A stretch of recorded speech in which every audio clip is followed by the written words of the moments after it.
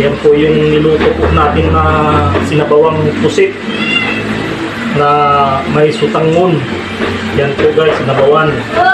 Yan, panoorin nyo lang po kung paano po natin niluto yung simpleng hapunan po natin guys.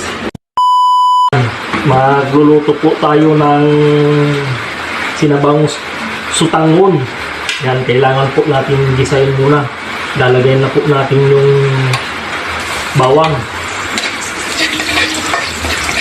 Saka po natin ilalagay po yung sibuyas saka luya. Ang bango.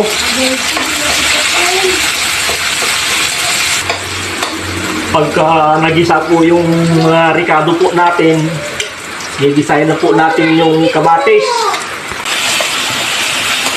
Ayan. Saka ilalagay na po natin yung kunting pusit po natin. Ayan.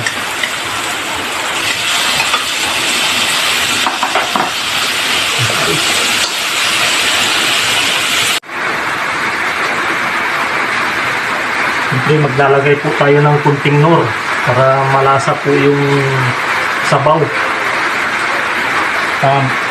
Lalagay na po natin yung tubig.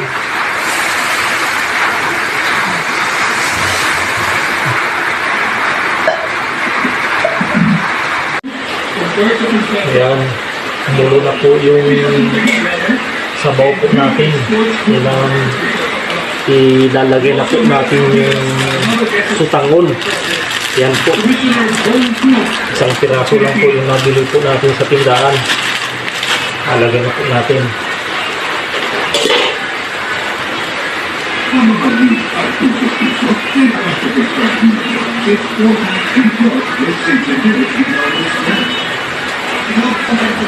Ilalagay na din po natin yung repolyo po natin.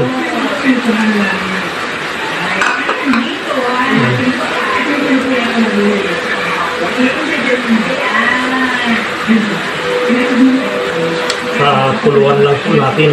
Yan po ay luto na. Yung tama lang po yung luto na.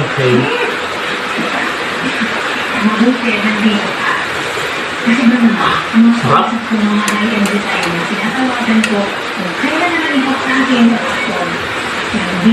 Guys, yan guys, luto na po yung sinabawan po natin na sutangon na may repolyo, saka mayroon po tayong nilagay na pusit.